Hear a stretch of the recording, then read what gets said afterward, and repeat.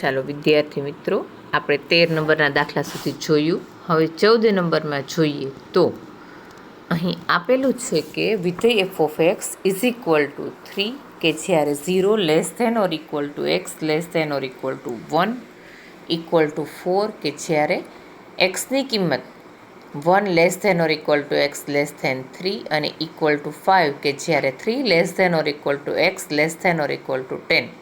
તો સાતત્ય ચકાસો. હવે આપણને કેમ ખબર પડે કે કયા બિંદુ આગળ સાતત્ય ચકાસવું? તો અહીં આપણને શરતમાં જે બિંદુ કરતાં નાની અને મોટી કિંમત એક્સની આપેલી હોય તે બિંદુ આગળ આપણે સાતત્ય ચકાસવાનું હોય એવી આપણને અહીંથી ખબર પડે. તો રકમમાં જોઈએ તો 1 અને 1 કરતાં નાની અને મોટી કિંમત અને 1 બરાબર, 3 કરતાં નાની, 3 કરતાં મોટી અને 3 બરાબરની કિંમતો આપેલી છે. આનો અર્થ એવો થાય કે એક્સ બરાબર 1 અને એક્સ બરાબર 3 આગળ આપણે સાતત્ય ચકાસવાનું છે. તો પહેલાં આપણે એક્સ ઇઝ ઇક્વલ ટુ 1 આગળ ચકાસીએ. Limit x tends to 1 minus f of x, એટલે કે એક્સની આપણે એક્સ ઇઝ ઇક્વલ ટુ 1 આગળ ડાબી બાજુનું લક્ષ એમ કહેવાય કે જ્યારે એક્સની કિંમત 1 કરતાં નાની આપી હોય ત્યારે આપેલું છે 3. Limit x tends to 1 plus F of x, એક્સની કિંમત 1 કરતાં મોટી આપેલી હોય ત્યારે કિંમત આપી છે 4. તો અહીં ડાબી બાજુ અને જમણી બાજુનું લક્ષ અલગ અલગ મળે છે.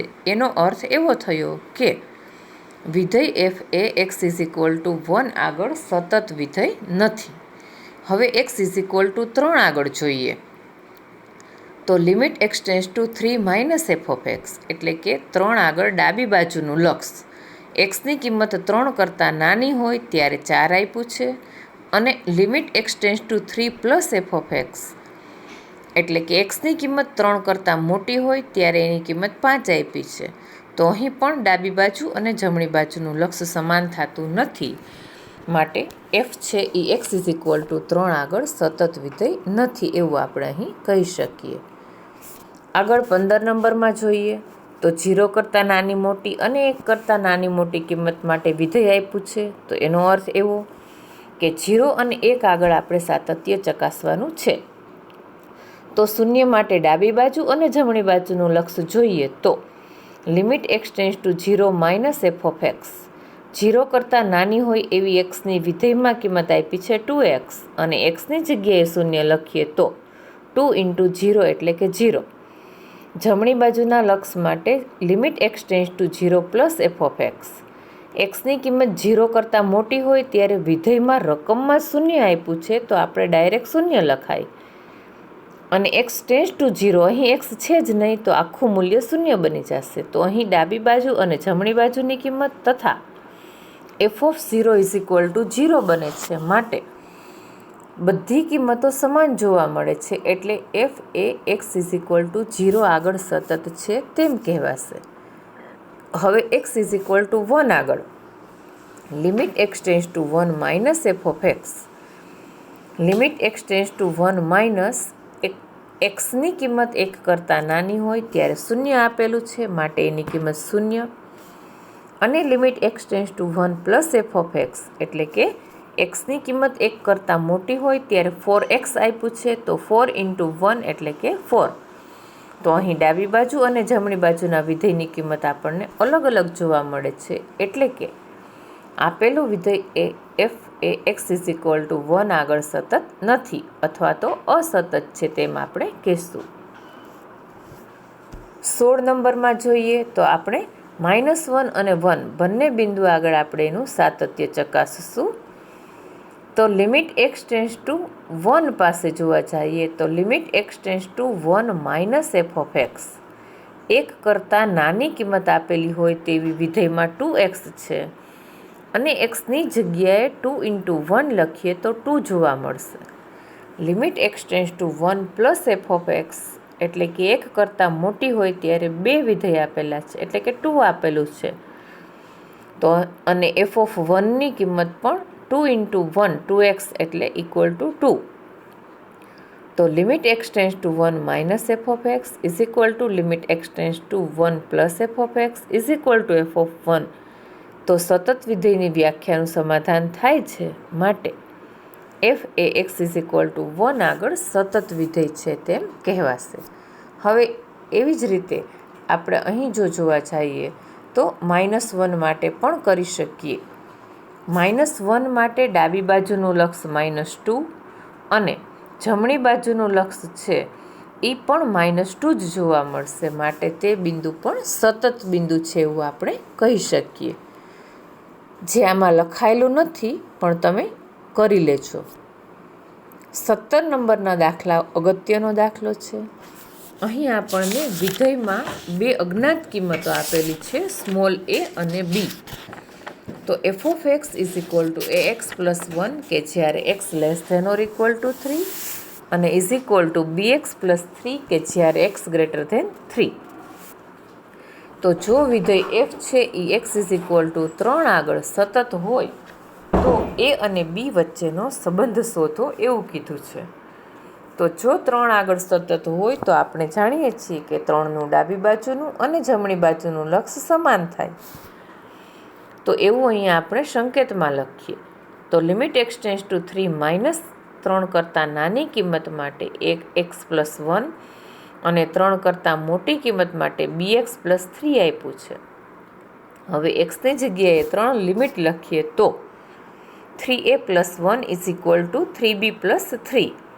1 આ બાજુ આવશે, જમણી બાજુ એટલે માઇનસ થાય. તો 3a is equal two 3b plus 2. 3ને 2ના છેદમાં લખીએ તો a is equal two b plus 2/3. 3 અને 3 ઉડી જાય તો અહીં આપણે a અને b વચ્ચેનો સંબંધ મેળવો તેમ કહેવાય. દાખલા નંબર 18માં જોઈએ તો લેમડાના કયા મૂલ્ય માટે આપણને વિધેય વ્યાખ્યાયિત આપેલું છે એક્સ ઇઝ ઇક્વલ ટુ 0 આગળ સતત અને એક્સ ઇઝ ઇક્વલ ટુ 1 માટે તેનું સાતત્ય ચકાસવાનું કીધું છે. તો limit x tends to 0 minus f of x, ડાબી બાજુની કિંમત લખી અને એમાં કિંમત મૂકીએ તો 0 મળે છે. Limit x tends to 1 plus F of એક્સની કિંમત લખીએ તો 4 ઇન્ટુ 0 પ્લસ 1 એટલે 1 મળે છે. એનો અર્થ એવો કે ડાબી બાજુ અને જમણી બાજુના લક્ષ સરખા મળતા નથી. માટે એફ એ એક્સ ઇઝ ઇક્વલ ટુ 0 આગળ સતત નથી. એટલે કે લેમડાની કોઈ પણ કિંમત આપણને અહીં મળતી નથી એમ કહેવાય. હવે 1 માટે જોઈએ. એક્સ ઇઝ ઇક્વલ ટુ 1 આગળ જોઈએ તો limit x tends to 1 plus F of x અને 1 માઇનસ એફ ઓફ એક્સ બંને માટે 4x પ્લસ 1 આવશે અને બંને માટેની કિંમત 5 આવશે. એનો અર્થ એવો કે લેમડાની કોઈ પણ કિંમત માટે વિધેય F x is equal to 1 આગળ સતત છે એવું આપણે અહીં કહી શકીએ. હવે 19 નંબર જો જોવા જઈએ તો અહીં વિધેય ખાસ આ દાખલો યાદ રાખવાનો છે પૂર્ણાંક ભાગ માટેનો કે એક્સ માઇનસ પૂર્ણાંકમાં એક્સ પ્રત્યેક પૂર્ણાંક માટે અસતત છે. પૂર્ણાંક એટલે કે ઝેડની કિંમત 1, 2, 3 અથવા -1, -2, -3 અથવા શૂન્ય માટેની વાત કરવાની છે. તો પહેલાં આપણે વિધેય વ્યાખ્યાયિત કરવું પડે. એના માટે 3 વિકલ્પો આવશે. X is equal to n વારાફરતી લઈએ તો g of x is equal to x minus પૂર્ણાંકમાં એક્સ. તો એક્સની કિંમત n-1 થી nની વચ્ચે હોય તો નાની પૂર્ણાંક કિંમત લેવાની.